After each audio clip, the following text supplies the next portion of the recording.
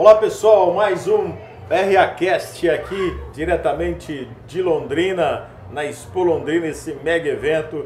E a Revista Agrícola traz aí essa série especial com grandes convidados que estão passando aqui pelo estúdio da Revista Agrícola para bater um papo sobre você, sobre agronegócio, sobre sustentabilidade, enfim, um bate-papo rural aqui em Londrina com você. E hoje nós temos aí a grata satisfação de receber aí o chefe-geral da Embrapa Soja. Eu acho que é chefe-geral mesmo, né? Estou falando certo. O Alexandre Nepomuceno.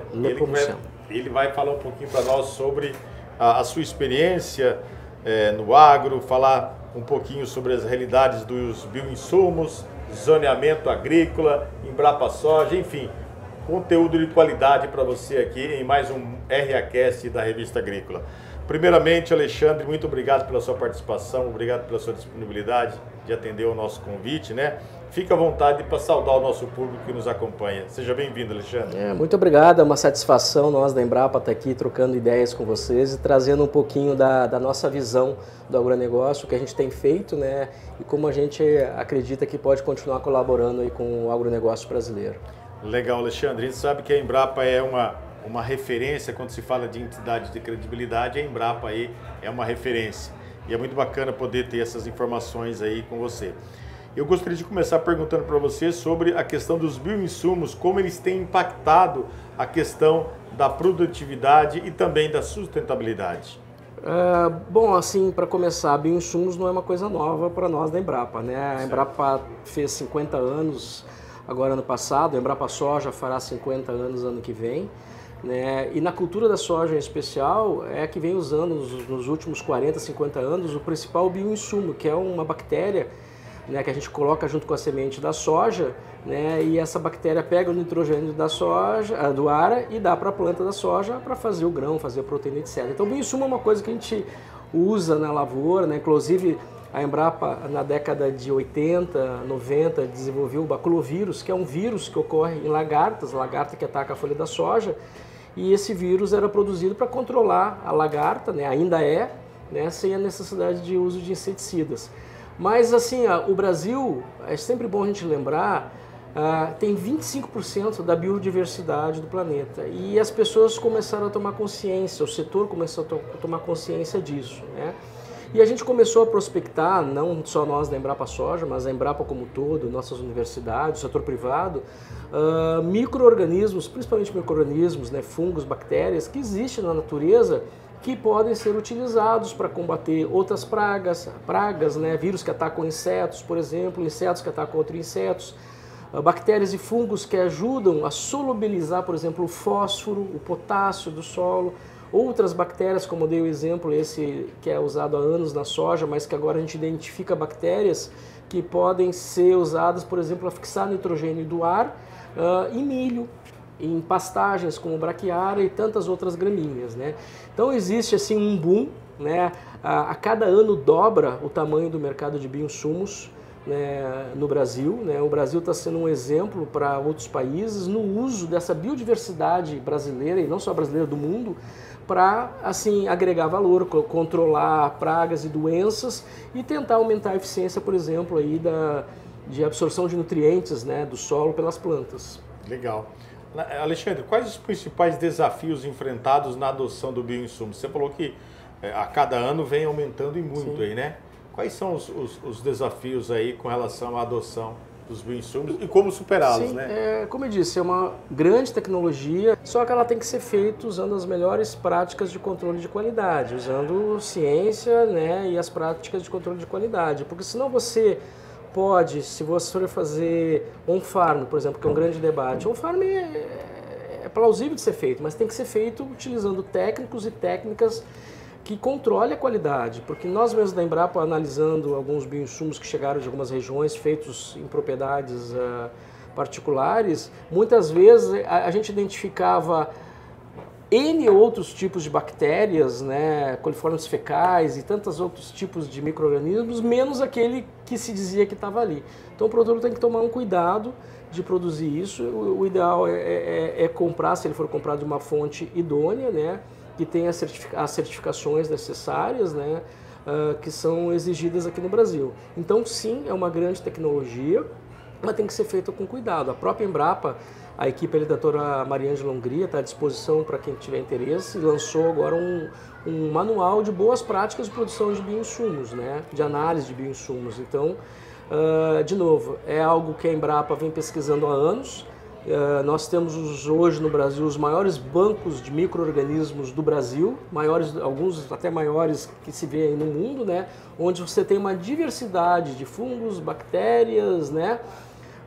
Vírus, né? Que podem ser utilizados na agricultura como bioinsumos, mas tem que ser feito com qualidade, né? Para que tenha sua eficiência e não crie outros riscos. Mas é uma grande ferramenta para reduzir emissões, reduzir custo e aumentar a eficiência.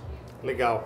Você está acompanhando comigo aqui, é o RAcast da Revista Agrícola, nosso entrevistado hoje, o Alexandre, lá da Embrapa Soja. Alexandre, um grande desafio com relação à soja, vamos falar sobre a soja, depois nós vamos falar sobre a questão de zoneamento, o grande desafio sobre a ferrugem asiática, né? Acho que é o grande desafio. Eu já acompanhei várias palestras, já entrevistei vários especialistas sobre essa questão. Como está hoje a realidade quando se fala da ferrugem asiática? Isso será combatido? Como que está essa realidade hoje com relação a prejuízos de uma maneira em geral? E o Embrapa que tem autoridade e autonomia para falar sobre esse assunto. Bom, a ferrugem asiática entrou no Brasil, né, em meados de 2003, né, e é uma luta constante, porque é um fungo que coevoluiu com a soja no seu centro de origem, que é a África. Então, cada vez que você desenvolve uma variedade resistente ou com certa tolerância, né, ao fungo, rapidamente o fungo muta pelas suas características. Então, como eu disse, é uma luta constante. A gente estima que anualmente se gaste em torno de $1 bilhão aqui no Brasil para o controle de doenças. E desse valor, em torno de 70%, 60%, isso varia de ano para ano, é para controle da ferrugem asiática da soja. Né? E ela tem uma correlação muito grande com o clima. Então, quando você tem anos mais chuvosos, mais abafados, né, com certas temperaturas, né, à noite principalmente, você tem uma incidência maior.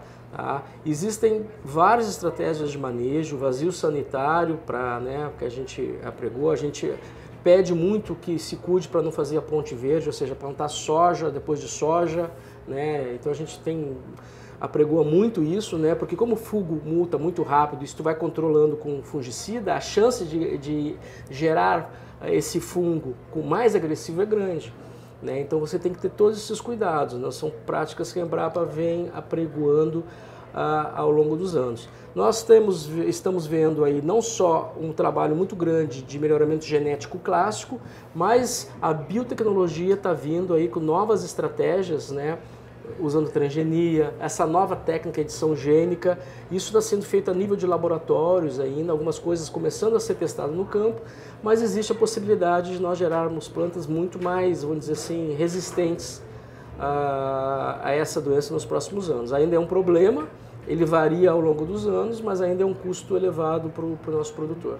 Quando se fala de nova tecnologia, Alexandre, você acredita que mesmo com todo essas informações que hoje a tecnologia nos oferece, os próprios insumos, os próprios sementes, tudo aquilo que vem embarcado em muita tecnologia, isso ainda, comparado a alguns anos atrás, tem feito uma mudança no sentido de frear essa questão, ou essa questão de manejo ainda é a grande importância? Quando tu lida com um problema tão grande como a ferrugem, ou um problema climático como a seca, você não pode usar uma ferramenta única. Né? Então, o vazio sanitário, as práticas de manejo, uso de fungicidas, multissítios, né, que atuam em diferentes pontos do genoma, do metabolismo do fungo. São várias estratégias que você utilizar. Não vou dizer que uma, é um conjunto. Né? Mesmo que a gente gere plantas, vamos dizer, transgênicas, imunes, a chance de surgir o fungo muta tão rápido que, de repente, num curto espaço de tempo, que é difícil dizer se isso vai acontecer, né, pode acontecer. Então, você nunca usa uma única estratégia, principalmente quando você está trabalhando com seres vivos. Né? Certo. E quando você fala de Embrapa Soja, quando Hoje seria um dos grandes... Claro que existem grandes desafios dentro do agro, né? Mas quando você fala da instituição Embrapa Soja, é uma das grandes preocupações hoje da entidade com relação, quando se fala da cultura da soja ainda? Sim, assim, ó, a cultura da soja, se a gente for pensar hoje, as maiores perdas não são por ferrugem, tá? É questão de mudanças climáticas mesmo. Isso, é o clima, o fator clima. Nós tivemos, por exemplo, esse ano, estados como Mato Grosso com quebra de 20%. Né? O Paraná, aqui, principalmente na região norte, se estima em 15%. Né? Esses números ainda estão sendo trabalhados. Né? Tem um número que foi a maior seca dos últimos 93 anos que ocorreu aqui no sul do Brasil, incluindo Mato Grosso, que foi a safra 21-22. Só o Paraná, soja que não foi colhida, foram 6 bilhões de dólares. 6 bilhões. Pegando todos esses estados que eu citei, do Sul e Mato Grosso, foram 15 bilhões de dólares. Isso é uma publicação da Embrapa, está disponível no site da Embrapa. Por que é importante? Às vezes o produtor, a sociedade não vê, mas esse é dinheiro que não vem em forma de impostos, que não vem movimentar a economia, o comércio, né, não gera emprego. Né? E quando você trabalha com um problema climático tão extremo como é a seca, quando ela ocorreu, já era. Ou você se prepara antes, com um bom plantio direto, um bom manejo do solo, rotação de culturas, variedades resistentes, boas práticas de manejo, você se precaver. Nesse ano que eu citei essas perdas, a gente olhando os produtores que menos perderam, foram que faziam essas práticas. Aqueles que não usavam práticas sustentáveis, né, que inclusive sequestram carbono, né, reduzem emissões e ajudam a aumentar a produtividade, preservam a água no solo, esses produtores foram os que menos perderam, né, os que usaram essas práticas. Né? Então, se tu me perguntou qual é o maior problema, eu diria que a mudança climática aí vem junto falta de água e altas temperaturas. A gente teve temperaturas extremas esse ano, né? A gente viu os reflexos na lavoura junto com falta de água, então, né, por isso essas quebras de produtividade. E as doenças são também assim, um grande problema, né? São dois grandes problemas. Se eu tivesse que escolher o maior, eu diria a questão climática e em segundo, uma doença como a ferrugem. Legal, você está acompanhando, meu amigo, minha amiga, nos acompanha aqui no RAcast, a revista agrícola, como sempre, levando informação técnica, informação com credibilidade. Você que está acompanhando aí a nossa série de entrevistas aqui dentro da Expo Londrina, parceria com o Cicobi Ouro Verde, recebendo agora o Alexandre da Embrapa Soja.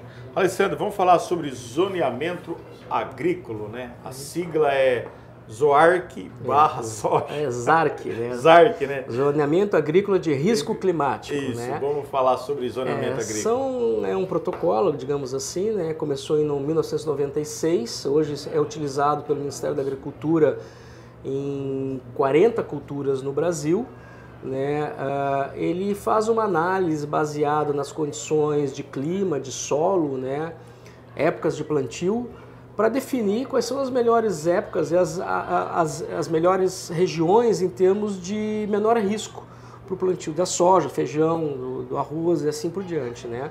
A Embrapa Soja tem liderado esse trabalho, né? O zoneamento, no caso do ZARC da soja, e tem aperfeiçoado. Né? A gente ampliou o número de parâmetros utilizados para dizer que aquela área e aquela época são propícias para o plantio de soja ou não. Por que isso é importante? Porque se um produtor usa recursos, por exemplo, do Sistema de Financiamento Agrícola Nacional e planta fora da época e planta numa região que não é recomendada, a chance de dar errado é grande. Então, ele não pode ser beneficiado em relação, por exemplo, a um produtor que segue direitinho a melhor recomendação técnica, de plantar naquele período específico, colher no período específico e na região que está delimitada para o plantio daquela cultura. Então, o ZARC é muito isso. Né?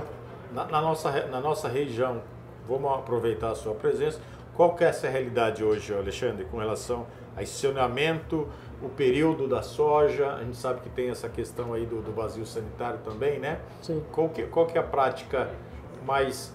ou existe uma variação muito por questões de regiões ainda? Existe variação por questões de regiões, né? Tem regiões de Campos Gerais mais propícias, norte, noroeste, acaba sendo, por ser um solo mais arenoso, talvez mais propício para outras culturas, a mandioca, por exemplo, que é muito forte nessa região do noroeste do estado, né? Então é caso a caso, não gostaria de definir aqui, até isso seria bom a gente botar o mapa do estado do Paraná e ver, você tem lá o zoneamento com as avaliações de risco para cada região, né? Risco maior, risco menor, risco baixo, médio, né? E assim por diante. Legal, Alexandre, acho que tem um tema muito importante, eu acho que ele cabe em vários setores, em vários segmentos, e para a Embrapa Soja não é diferente.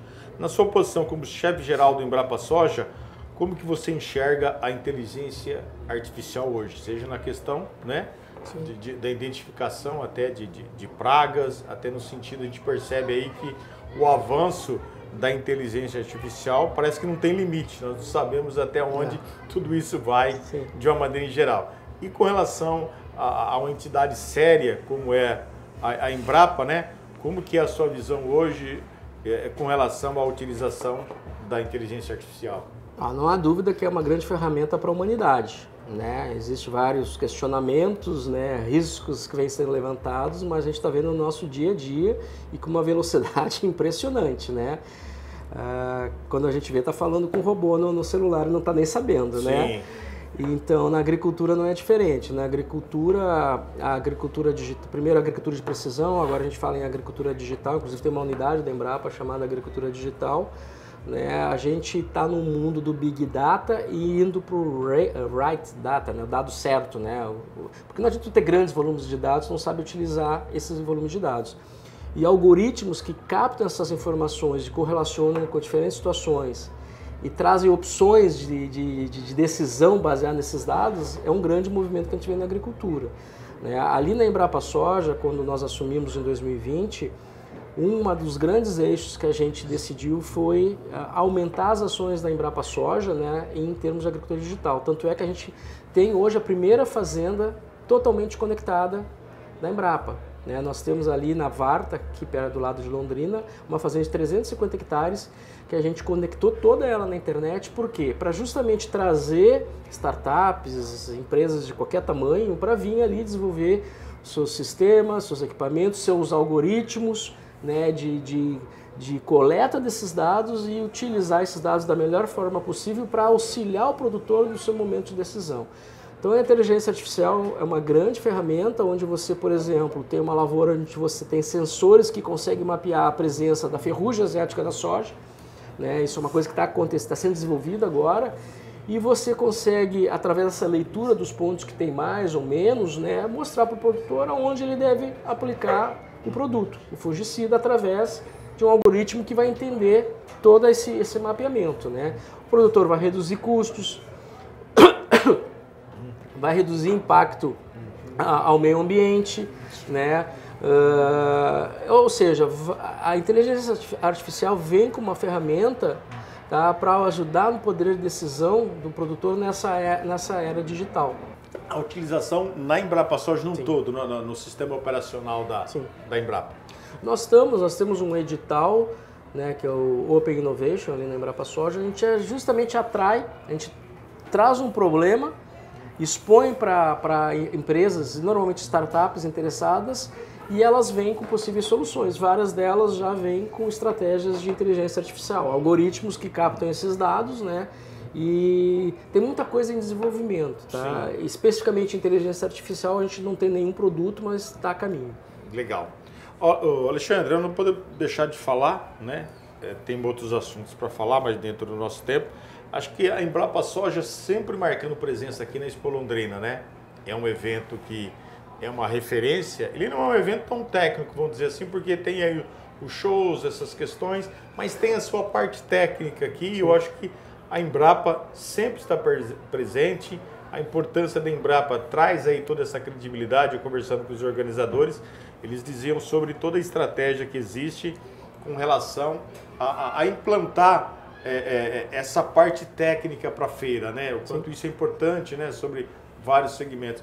E a Embrapa, ela acaba sendo uma âncora aí dentro de tudo aquilo que acontece com relação a questões técnicas e tantos outros parceiros também. Gostaria que você falasse um pouquinho dessa importância, dessa participação da Embrapa Soja, que todo ano marca presença aqui dentro desse grande evento que é a Expo Londrina. Bom, a Embrapa, como eu falei, a Embrapa Soja está fazendo 50 anos e há 50 anos a gente está dentro aqui da Expo Londrina. É um momento extremamente importante de aproximação nossa com o produtor, mas não só com o produtor a gente já está no nosso dia a dia, mas principalmente com a sociedade em geral, porque é uma feira que atrai muito um público que boa parte dele não é um público diretamente ligado com a agro, é um pessoal mais da cidade. E aqui a gente tem a oportunidade de mostrar que, por exemplo, hoje as exportações brasileiras, 40% vêm da cadeia produtiva da soja. A gente tem a oportunidade de mostrar, até as pessoas brincam, por que vocês plantam soja, não plantam alimento? E eu digo, mas é com a soja que eu faço a ração para alimentar o porquinho, o frango, para alimentar a vaca que dá leite, para fazer o queijo, o ovo da galinha. E se não tivesse a soja, nós não teríamos alimentos a preços razoáveis, né? Na década de 70, o Brasil, né, importava alimentos. Tá? A cesta básica estava em torno de $1.000. Hoje ela é menos de $500. Muito foi dessa potência que virou o Brasil no agronegócio. E feiras como essa trazem a oportunidade de mistificar culturas, por exemplo, como a soja. Mostrar que a soja não está desmatando a Amazônia. É óbvio que a gente tem alguns problemas pontuais, mas a maior parte da soja brasileira é produzida por pequenos produtores. Eu acho que um número que as pessoas não conhecem, hoje existem inscritos na Associação de Produtores de Soja do Brasil, a ProSoja, 264 mil produtores de soja, 264 mil. 80% tem menos de 50 hectares. São produtores familiares que produzem boa parte do volume de soja, gerando emprego, né, alimentando suas famílias, né? Então isso é um dado muito importante, principalmente aqui para o sul, que o módulo rural é menor. Lá para cima, Mato Grosso, Tocantins, você tem uma inversão. Sim. Mas na maior parte dos produtores são pequenos produtores, né? Então esse momento da feira é um momento para trazer esse tipo de informação para as pessoas entenderem a importância que é ajudar a manter. E o Brasil só chegou onde é com ciência e tecnologia. E nós só vamos continuar se mantendo nesses patamares, né, com ciência e tecnologia. Legal, Alexandre. Muito obrigado pela sua participação. Podemos conhecer um pouquinho lá. Quem sabe, faz ao vivo, né, Lebna? Entendeu? Obrigado por trazer conhecimento aqui ao pessoal que está aqui conosco. A gente sempre está aí participando dos eventos. Tem mais um grande evento, né, Lebna? Tem um evento aí... Amanhã, né? Nós temos um painel. Isso. Painel da Embrapa. Enfim, a Embrapa Soja é uma referência aqui para os produtores da região. Também lá dentro do espaço da Embrapa Soja, sempre realizando lá reunião de soja, levando informação aos produtores, não só do norte do Paraná, mas também aqui para a região do Vale do Paraná, de São Paulo e todas as regiões. Então a gente agradece.